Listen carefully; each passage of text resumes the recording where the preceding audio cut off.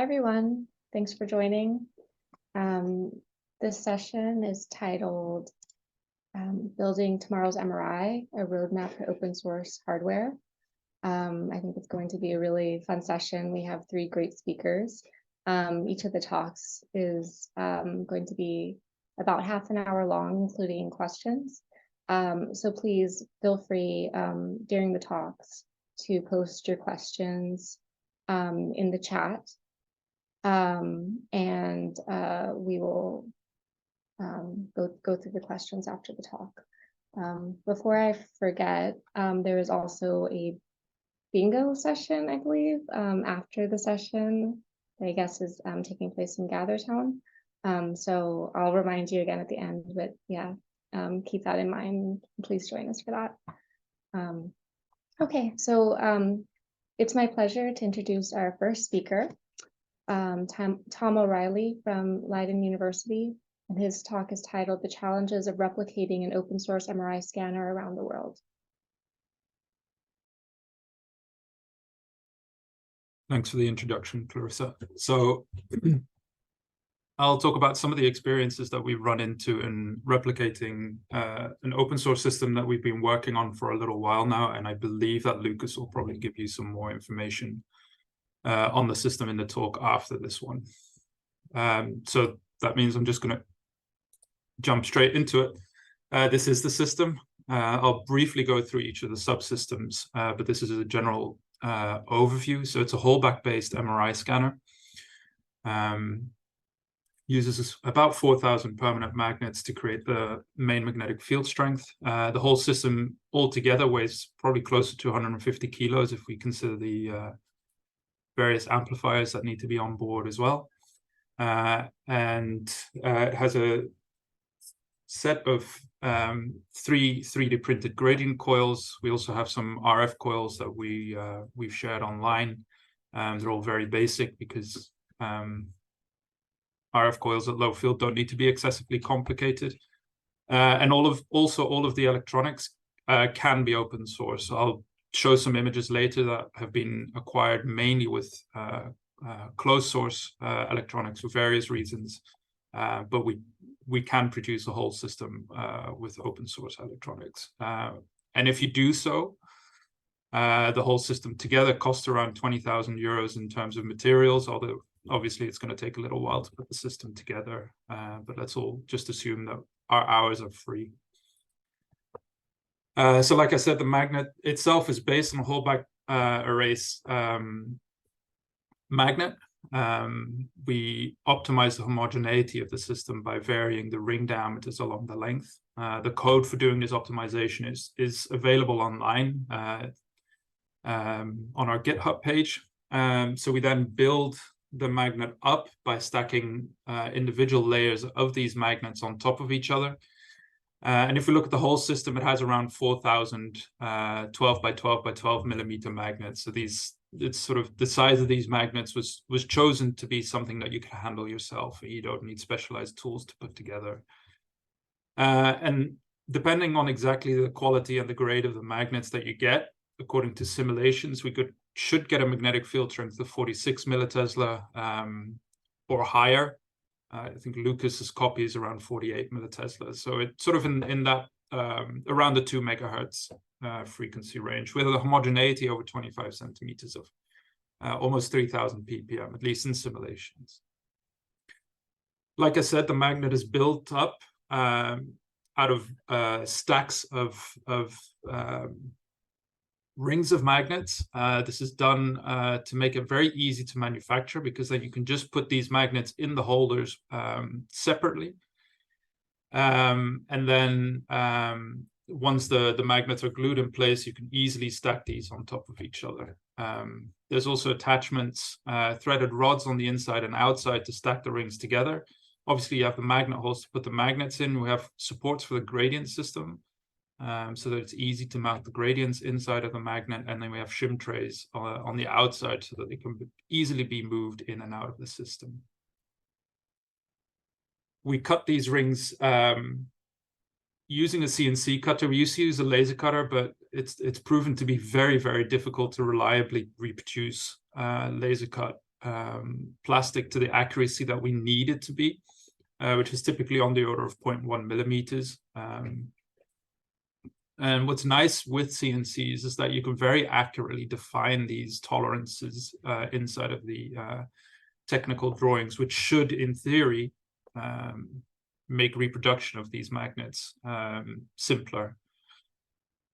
And then we stack these rings together, like I said, to make the magnet. And the nice thing about this is that you only need very basic tools, namely glue to glue the magnets in place and wrenches to actually position the rings where they need to be. So this is that process. This is a CNC version that Lucas has made. I'll come back to that. He uses different materials. We use acrylic to make the rings. Then we color all the magnets in to make sure that the orientation is correct.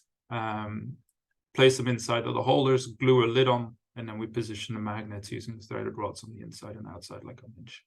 So it's a relatively straightforward process. The gradient coils, we 3D print the holders in which we then glue wire. We use braided wire because once you start getting to these thicknesses of wire, 2 millimeter solid copper wire is actually very difficult to deform.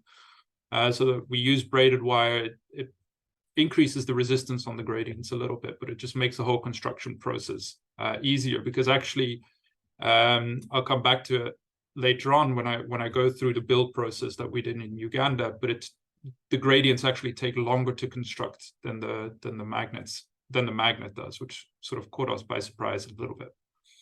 As you can see, that there's a lot of different parts to the gradient system. It's because we've segmented the coil design. This makes it much easier to mount, and because basically each coil is split into either 4 or 2 separate parts. If something goes wrong with print, you haven't lost the entire gradient coil, you've just lost that one segment. So that also means that there's less time lost if the 3D print fails. Like I said before, the RF coils are very simple on low field. That just basically make a solenoid coil. You can use Litz wire if you want. It makes the coil slightly more efficient, also slightly more expensive. But really, this is not a complicated process. It's just winding wire on the cylinder in a sort of semi-accurate way. On the electronic side of things, we have 2 amplifiers that we've developed, one RF amplifier and one gradient amplifier. This has been done together with the Technical University of Delft, particularly Danny de Gans, who's also made very, very good documentation on how this whole design process looked. So if you're into designing electronics, I really recommend reading through that. They're very, very valuable resources. So the RF amplifier is a 1 kilowatt pulsed RF amplifier. It's very much overkill in terms of power, but when we started this project, we didn't really know what to expect. So it's a 1 kilowatt RF amplifier. It's quite big as a result because the cooling has to be substantial, but it works very well. And then the gradient amplifier is 15 amp gradient amplifier, 15 amps per channel. Limited by thermal issues. The voltage is quite low for gradient amplifiers, but we made that choice because we wanted the gradient amplifier to be battery operated, because this is the part of the system that consumes the most power. Both of the designs are available on our GitHub page. The only part of the system that's not fully open source is the preamplifier. So I'm hoping that there's some people in the audience here who can help us out. A lot of these preamplifiers are designed for high field systems, which basically means from 60 megahertz and up.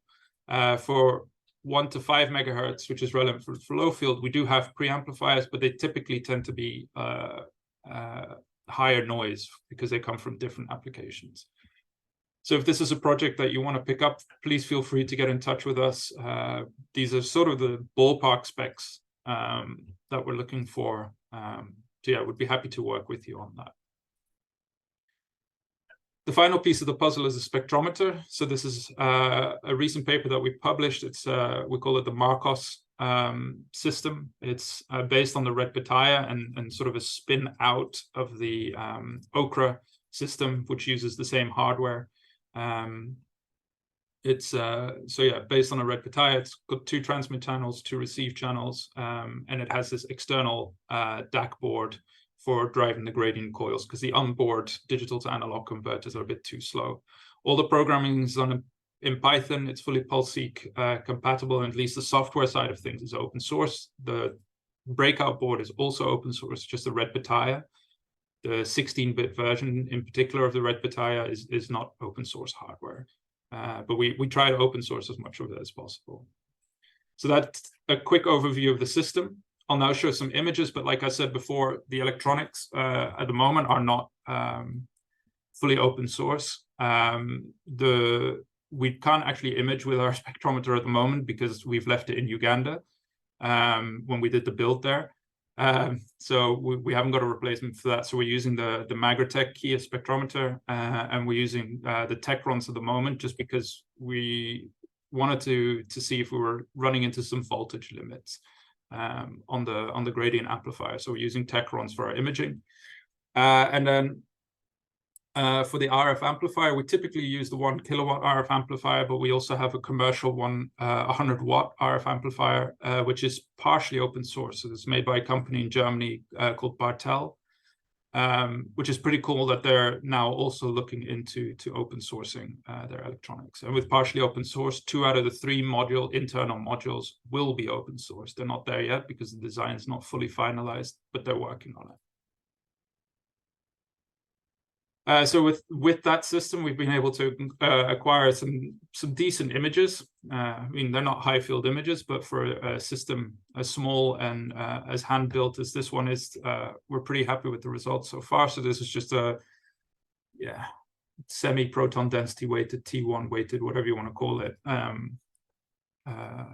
TSC image that we acquired in about 9 minutes at a 2 by 2 by 3 millimeter resolution.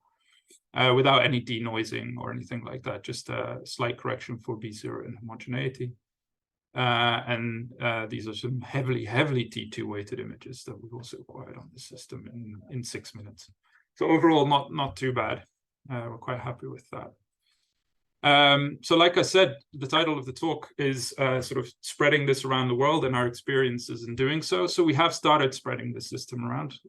Lucas, very tired looking Lucas after an 8-hour drive here back from building this scanner with us. It looks slightly different now, but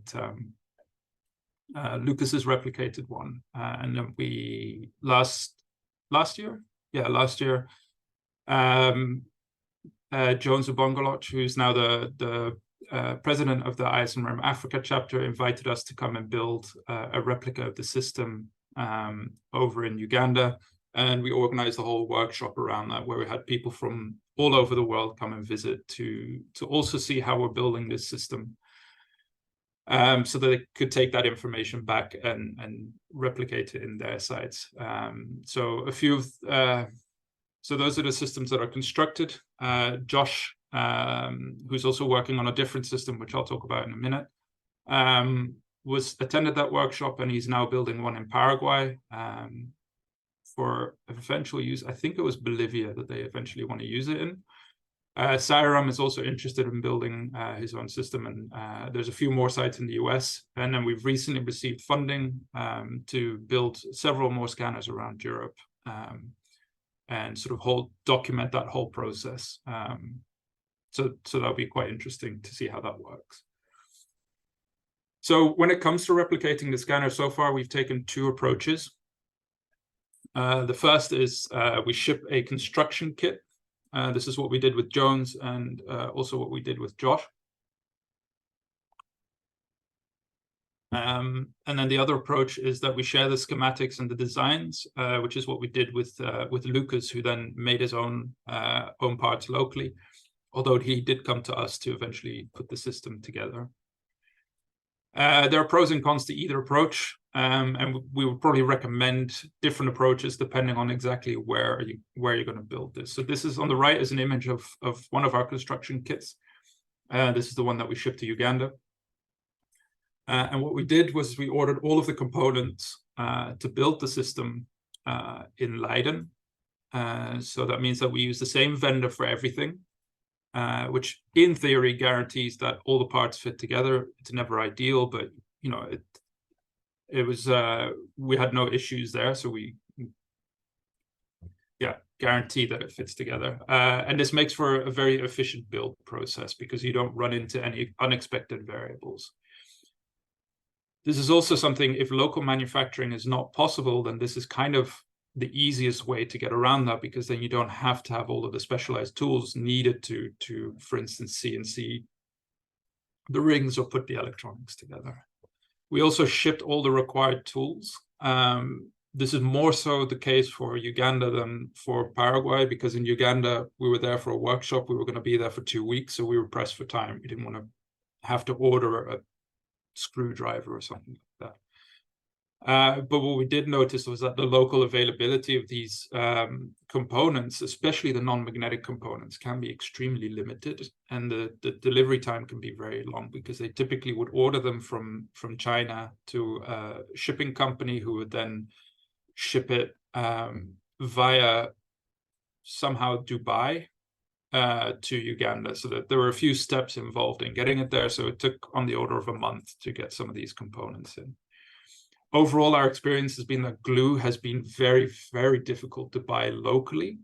And that it's kind of frustrating because it's also very difficult for us to ship. So when you're shipping these kits like this, we ensure that all the parts are present. Although we can make mistakes, we very thoroughly go through a checklist of every single component that we need. So I'll now show some of the building steps of our build workshop in Uganda. So this is a crate in our lab. It arrived in the back of a van where I'm very surprised it actually fit inside of, but it did. So at night, just before the day before the workshop was due to start, we actually received all of the components. So we did a sort of a check that everything had arrived in one piece, which, considering the state of the crate, was actually surprisingly a yes, that all the components were undamaged. Then we spent the first day preparing all of the rings. So that means sanding all of the components down, coloring in all the magnets, and it really helped that they had a large number of very enthusiastic students who helped us out in that process, because it's a lot of repetitive labor. Coloring in 4,000 magnets get very boring. Sanding down 25 rings also gets very sore on the arms. So any help here was much appreciated. Here's Jones and Josh putting the threaded rods in the first ring. That was sort of day 5, so it took us 5 days to get to a point where we had enough rings to start stacking things.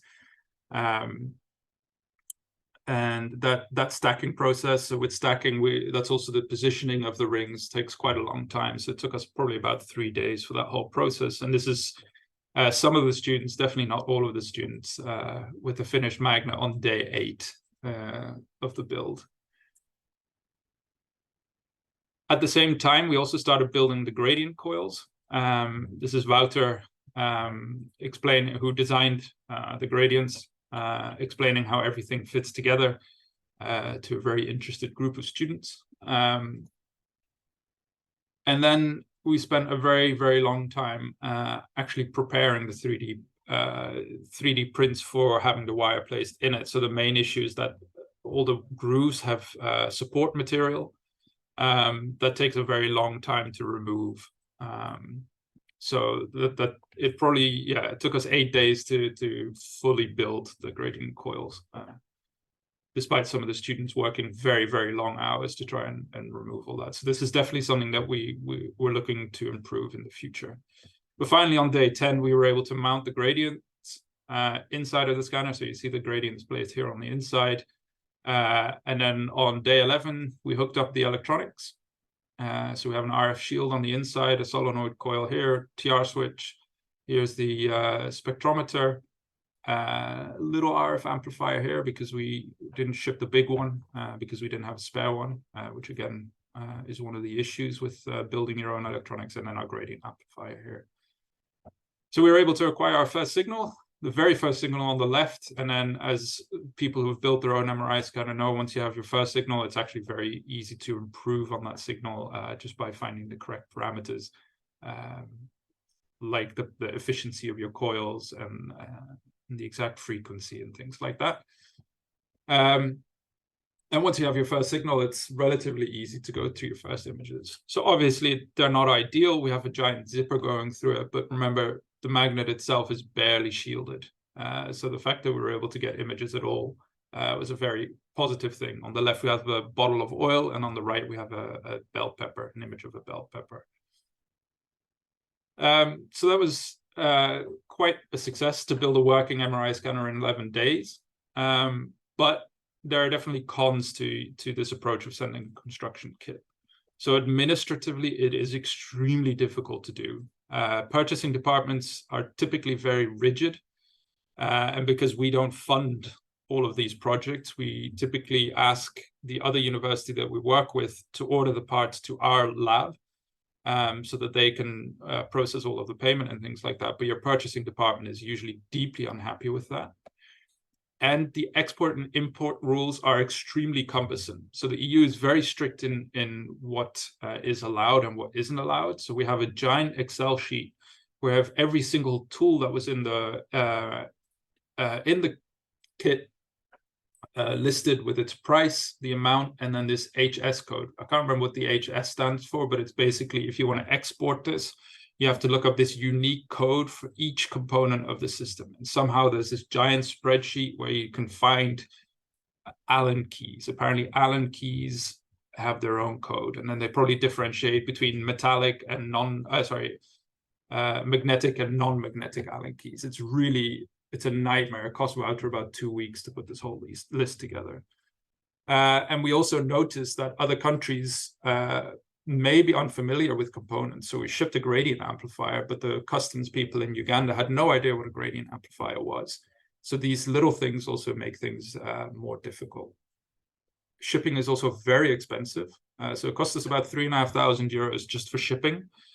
A substantial amount of that was the shipping of the glue, because the glue counts as a dangerous good because it's flammable.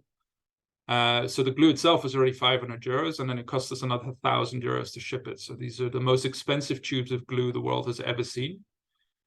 And obviously you don't explore or create local manufacturing capabilities, which is a shame, because that's ultimately you want to allow people to produce these things themselves locally. We also have to ship spares, which increases overall cost, because if something breaks, we can't just replace it locally. So the local manufacturing, which is what Lucas did in his shop, he was able to get a cheap CNCing price because he only had to pay for materials because they had their own local CNC.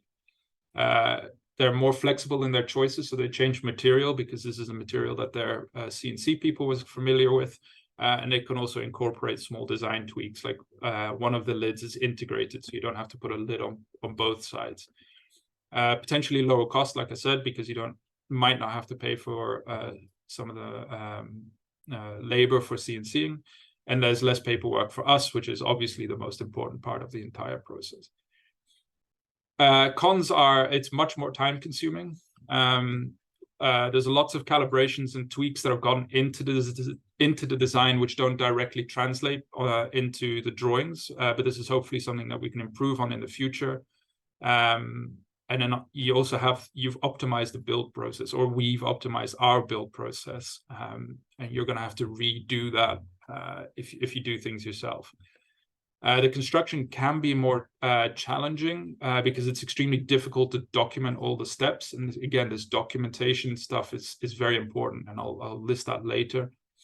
And you might face unexpected challenges such as material incompatibility. We have somebody who's gluing polycarbonate lids to plexiglass rings, and that's something that's not typically recommended. So in order to reduce, so for future considerations based on our experiences, we want to reduce the overall build complexity. We want to rely more on shimming and less on perfect build. So instead of having a nut and a bolt, having 2 nuts to position all of the rings. We would just use spacers to stack the whole thing in one day, and that we expect that will save us probably about 3 days of work. We want to consider worldwide material availability more. Like I said before, glue is really difficult to get. We use Acrifix, which is a very, very strong glue, especially for acrylic. But it's actually very difficult to buy in certain parts of the world. And also the glue for the gradient wires is a very specific glue that we optimize, but it's very expensive and, again, hard to buy. Replicating the electronics is also proving to be hard because we have some handmade components on there. So in the future, this is also something, use only commercially available components that can be used. It can be placed with a pick and place machine. And we have to rethink 3D printing the gradients because of the very long print time that's prone to failure, even with the segmented coil design. So if people have experience with any of these points or feedback, then we would really appreciate it. And I think it would fit very nicely in the MRI together concept. And then finally, documentation. So it's very difficult to document when you're building it for the first time. It's very difficult to do the documentation because you're still optimizing the processes. So Josh is now building a replica based on what he saw in Uganda, and he's putting together a construction manual for the system. But this will definitely need a few iterations before I think it's ready to go. Although even having a first working version will already be a great benefit. So almost out of time, but I do want to sort of, hopefully you are all inspired to build one yourself now. Please do get in touch if you're unsure or want some help with that. We would love to do it. And I want to just briefly mention a sort of a smaller version of our system that Josh and I have been working on. Josh has now taken over the lead on that design. It's a 46 millitesla system, so it's designed to have exactly the same magnetic field strength as the big system, just much smaller. So a 12 centimeter bore with a 10 centimeter field of view. The idea is that this is much more educationally aimed, so you can image basic fruits like an apple or something like that. It requires far fewer magnets. The gradient coils will be on the outside. It will be a much lower cost system, so about 2,000 euros for the magnet, rather than excluding electronics, rather than around 10 to 15,000 euros for the magnet. And something that's much easier to replicate. So we have quite a lot of groups who are working on this, spread all around the world. Hopefully add a few more in Europe if you're interested. And because of the smaller size, it's much easier to work with. It's easier to find vendors. You can map the field probably just using a 3D printer, attach a magnetic field probe to the 3D printer and move that around. And because it's smaller, you have so many fewer components, it's easier to characterize this. So people at the NIST, so Stephen and others at NIST are building it. And as you would expect from NIST, they mapped the magnetic field of each of the 372 magnets to see what the distribution is there. And that's something that when you're working with 4,000 magnets on a big system, that's something you can't do. Greg at NYU takes the honor of being the first to complete the magnet build, and some of the components are still, some of the other components of the system are still being designed. One of the things that we did notice is that for US sites, it's much harder to buy metric sized magnets. So this has been designed for 12 millimeter magnets. The closest that you typically get in the US is 1/2 inch magnets, which is not exactly the same. So little things like that are already having to be taken into consideration. If you want to join the open source effort, you can check out the Open Source Imaging Initiative website, or the Slack, or the Matrix now. I hope Lucas will provide a link for Matrix because I don't fully understand how that works yet. But please feel free to get in touch on the various channels. Yeah, I want to thank the funding agencies and all of the people who have helped build the system, and obviously you guys for your attention.